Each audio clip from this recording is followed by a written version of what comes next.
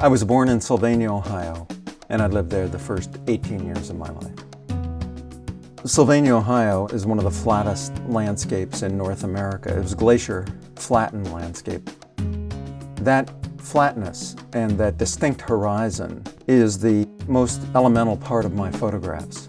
That is, in almost all of my photographs, the background is level, horizontal, and cleanly divides the frame, top to bottom and near to far. I find it, in addition to being a graphic element, to be an optimistic or positive element. It's a dynamic line, that flat horizontal line. And the horizon to me always meant possibilities.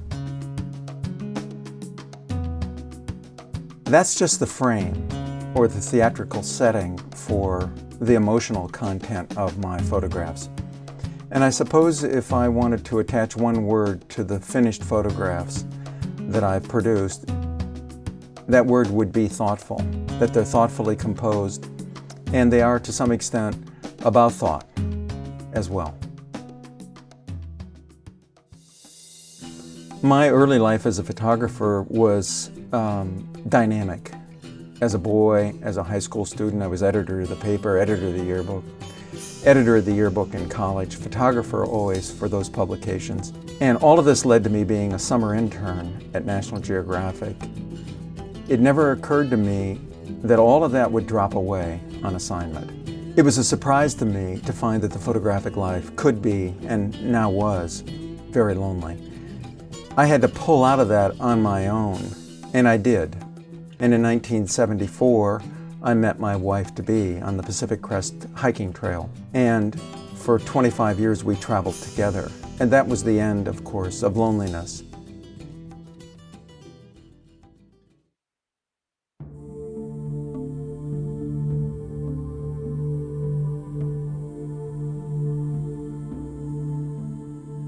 One of the things that I most believe in is the compose and wait philosophy of photography.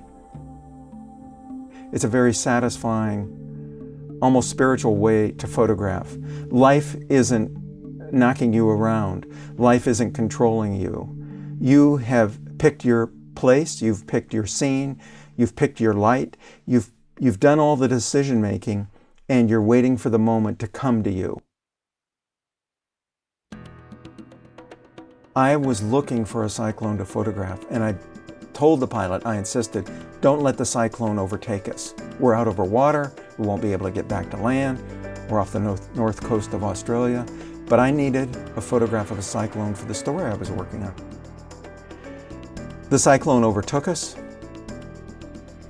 We should have died on the spot, and I looked out and I saw how majestically, elementally beautiful this deadly storm was. And I picked up my camera and I took a photograph out that empty door, and I took it as though it was a landscape in Ohio. There is the clean, elegant line of the horizon and the roiling, boiling cyclone above it, and below the dangerous sea. Dividing it all, that optimistic, bright line of the horizon.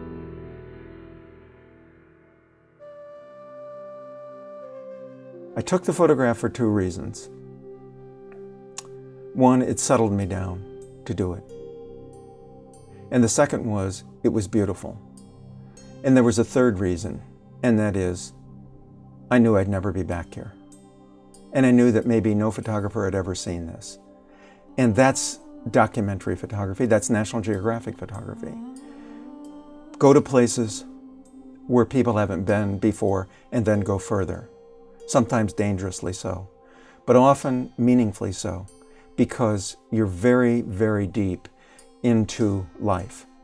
So close, so far into life that you're close to death. And that picture conveys some of that, life and death, beauty and danger.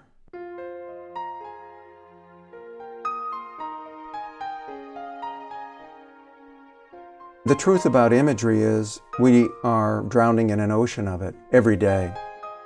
The more that photographs are quick cut, the more that video dominates, that the quiet picture The extremely dry and quiet photograph has a greater chance of lasting than a busy, dynamic, hectic photograph. My photographs were often criticized early in my career for being too quiet.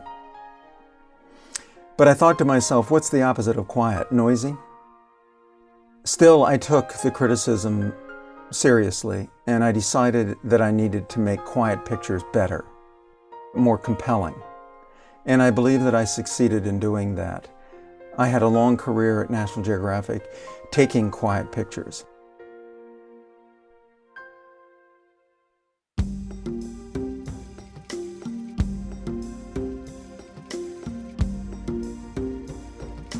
My dad developed the hobby of photography at just the right time for my life. But we had a dark room in the basement of our house and in the fruit cellar. It was one of those funky dark rooms that was only dark at night. You know, it wasn't light tight unless it was perfectly dark outside. And he and I would go out on photographic outings together, and he would tell me certain things. And it wasn't until years later that I found out a lot of what he was telling me was on the little piece of paper that came with every box of Kodak film. He was a very endearing teacher. He was a very quiet man from Kentucky. And he had a very gentle way of teaching. You couldn't even call it teaching. It was sayings, low angle, full impact. Look for the S-curve and compose and wait. And they were so simple that they stuck, and so gentle that I never took it to be teaching, which I might have recoiled from. But then we'd take the film home and we'd develop it in the dark room, and he would stand at the enlarger and I would stand beside him shaking the pans of chemicals and watching the image rise up magically from the chemicals.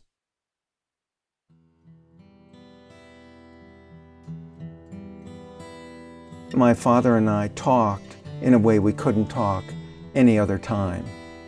He was beside me, but we weren't face to face. We were shoulder to shoulder. And he was working at the enlarger, I was working at the trays. And I could ask him questions about his life and about his feelings and about his thoughts that I never could have done, never could have spoken, never could have asked in the daylight when we would have had to have been looking at each other.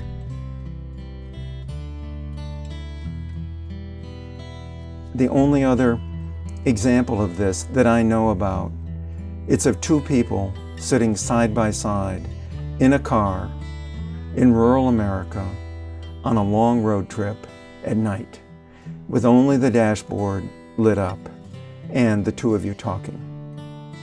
That's my dad and I in the dark room. And